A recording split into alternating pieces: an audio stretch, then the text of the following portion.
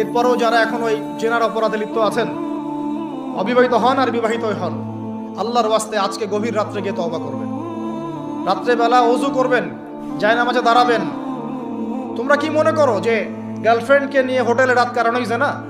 তুমি যে তার হাত ধরে ঘুরছো এটাও জানা, তুমি তার সাথে কফি খাচ্ছ এটাও জানা করছো, তুমি নোট এক্সচেঞ্জ করতে গিয়ে ওর সাথে যে প্রেমের লেটার্স এই করছো এটা জানা করছো, রাত্রেবেলা রাত জেগে কথা বলছো জানা করছো, তুমি ওর দিকে খারাপ নজরে তাকাচ্ছ জানা করছো, তুমি ওর সাথে যা যা করছো সবই জানা হচ্ছে। আর আমরা তো এখন এটাকে ফ্যাশন মনে করি। যে পাপটা ভাইরাসের মতো ছড়িয়েছে কোথায়? আমাদের সমাজের বুকে। সেই পাপটা মারাত্মক পাপ। এ আমার যুবক যুবতীরা শোনো, সেই পাপটার নাম হচ্ছে পর্নো ভিডিওয় লিপ্ত হওয়া, হস্তমৈথুনে লিপ্ত হওয়া। এটা যুবকদের আর যুবতীদের মধ্যে এই মোবাইলের দ্বারা শুনেলেন। হে আমার যুবক যুবতীরা, যারা মোবাইলের দ্বারা অতিরিক্ত পর্নো ভিডিও দেখেন, গত 6 মাস আগে দক্ষিণ 24 পরগনায় একটা ঘটনা ঘটেছিল। একটা 22 বছরের যুবক 80 বছরের বৃদ্ধা মহিলাকে ধর্ষণ করেছে। জোরে বলুন নাউজুবিল্লাহ। ছেলেটা অ্যারেস্ট হয়েছে। তাকে সর্বপ্রথম প্রশাসন ডাক্তারের কাছে নিয়ে গেছে, ব্রেনের ডাক্তারের কাছে। ছেলেটার কোনো রোগ আছে নাকি দেখার পরে ব্রেনের ডাক্তার বলেছে আর ব্রেন হ্যাং হচ্ছে। ব্রেনের মধ্যে এমন একটা জিনিস আছে, সেই জিনিসের দ্বারা এই পাপটা করেছে। সেই ছেলেটার জবানবন্দি নেওয়া হয়েছে। তুমি কি করে করলে? বলে আমি সারা রাত্রি প্রত্যেক দিন পর্নো দেখি। আমি যখন ওই জায়গায় মাচার উপরে বসে পর্নো দেখছিলাম, ওই ভদ্র মহিলা প্রস্রাব করতে এসছে, আমি আর থাকতে না পেরে তাকে ধর্ষণ করেছি। আমেরিকা, লন্ডন, ব্রিটেন, জাপান, জার্মানের ডাক্তাররা বলছেন, বিশেষজ্ঞরা, যারা অতিরিক্ত পর্নো ভিডিও দেখবে তাদের ব্রেনে হ্যাং হতে লাগবে এবং যে রোগটা দাঁড়াবে সে তার চোখের দ্বারা জটা মহিলাকে দেখবে, জিনার চোখেই দেখবে। তার মাকে দেখুক, তার বোনকে দেখুক, তার বিটিকে দেখুক, তার দাদিকে দেখুক, আর নানিকে দেখুক, আর তার প্রতিবেশীকে দেখুক। যে মহিলাটাকে দেখবে ধর্ষণের চোখে দেখবে, সে বলাৎকারের চোখে দেখবে। এই রোগটা দাঁড়াবে। ওই জন্য শুনেলে আমার এই বয়ান 6 মাস আগে বেরোনোর পরে কলকাতার এক হারামের আওলাদ শিক্ষিত লোক মুসলিমদের আমাকে ফোন করে গালি দিয়েছিল। আমার কাছে তার নম্বর নেই, নাইলে সেই হারামের আওলাদকে বলতাম, শোন, আমার কথা আজকে সত্যই প্রমাণিত হয়েছে। 1 মাস আগে উত্তরপ্রদেশের একটা দুর্ঘটনা ঘটেছে। ঘটনাটা শুনলেন? বাবা 1 বছর আগে মারা গেছে। মা আর এক ছেলে এক মেয়ে থাকে বাড়ি। মা গেছে যে কোনো কাজে আত্মীয় বাড়িতে। তার ছেলে মেয়েকে বলেছে, ছেলেটা বড় মেয়েটা ছোট, যে রান্না করে দিয়েছি রাত্রে খেয়ে শুয়ে পড়বে, আমি সকালে আসছি। মেয়ের কামরায় শুয়েছে, বেটার কামরায় শুয়েছে। ছেলেটা কিন্তু পর্নো ভিডিওর মধ্যে ডুবেছিল। পর্নো ভিডিও দেখতে লেগেছে, এতটাই ডুবে গেছে, এমন নেশায় পড়েছে, সে উঠে এসে নিজের বোনটাকে ধর্ষণ করেছে। শুধু তাই নয়, ধর্ষণ করার পরও ক্ষান্ত হয়নি। সে যখন দেখেছে যে এই ধর্ষণটা প্রকাশ পেয়ে যাবে, বালিশ চাপা দিয়ে বোনটাকে মার্ডার পর্যন্ত করে দিয়েছে। এটা কোনো বানানো গল্প না। মোবাইল খুললে, ফেসবুক খুললে পেয়ে যাবেন, খবরের চ্যানেল খুললে পেয়ে যাবেন। এটা বাস্তব সত্য ঘটনা। এই রোগগুলো আপনার মধ্যেও চলে আসবে।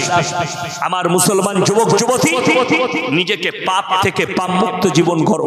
যাদের মনে হচ্ছে যে হুজুর পাপ মুক্ত জীবন কি করে করব, হে আমার যুবক যুবতীরা, হে আমার ভাই, এই মোবাইলটাকে রাতের বেলায় হারাম করে দেন। অনুরোধ করে বলছি, মোবাইল সুইচ অফ করো, ওই আলমারিতে ভরে দাও, না হলে মায়ের বাবার কাছে জমা দিয়ে দাও, আমি সকালবেলায় নেব।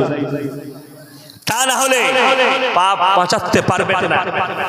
বেঈমান কাফেররা, তাদের বড় মিশন ছিল যে গোটা পৃথিবীর মানুষের কাছে জিনাটাকে হাতের মুঠোর মধ্যে করে দেব। এই মোবাইলটা ধরা মানে একটা জিনার অস্ত্র ধরে নিয়ে। আপনারা জানেন? আপনার কি মনে হচ্ছে আমি ধরছি?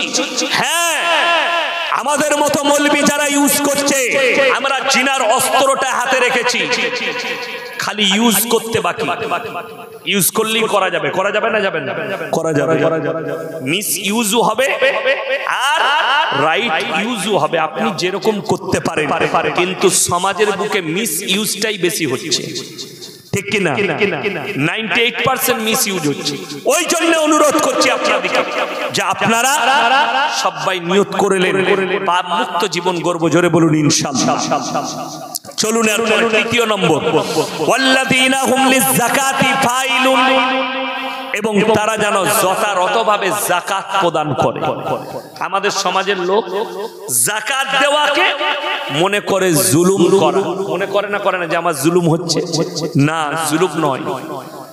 যারা যাকাত দেন না, যাকাত খরচ আছে, তারা শুনে যান, এক বালতি দুধে যদি 3-4টা মুখ পড়ে যায়, ওই দুধটা খাবেন? ফেলে দেবেন। আমার মুসলমান ভাই, আপনি এটা বুঝে গেলেন দুধটা খাওয়া যাবে না। তো তুমি যদি তোমার যাকাত ফরজ হয়, যাকাত না দাও, তোমার ওই হালাল টাকার সঙ্গে এতিম মিসকিনের টাকা ঢুকিয়েছো, মানে তুমি হারাম খাচ্ছ। যদি নিজেকে মুমিন বলো তাহলে, যদি বলো আমি ইসলাম মানি না, তাহলে তোমার জন্য শুয়োর কুকুর সব জায়েজ আছে। আর যদি বলো মানি, তোমাকে যাকাত কম্পালসারি, যার যাকাত খরচ হয়েছে যাকাত দিতে হবে। আমাদের সমাজের লোক বুঝে না। 3টে জায়গায় 3জন হাত পাতলে তাদের হাতকে জীবনে ফিরাবেন না, জোরে বলুন ইনশাআল্লাহ। 3টে লোক যদি তোমাদের কাছে হাত পাতে, কোরআনে আছে।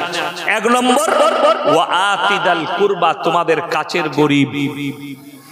কাছের গরিব কানে কানে বলল আপনাকে, ভাইজান আমার বাড়িতে চাল ডাল কিছুই নেই, 200 টাকা দে না, বাড়িতে চাল ডাল কিনে খাবো। আপনি লুকিয়ে হাতের মুঠোয় ভরে দেন, তার খোঁজ রাখুন।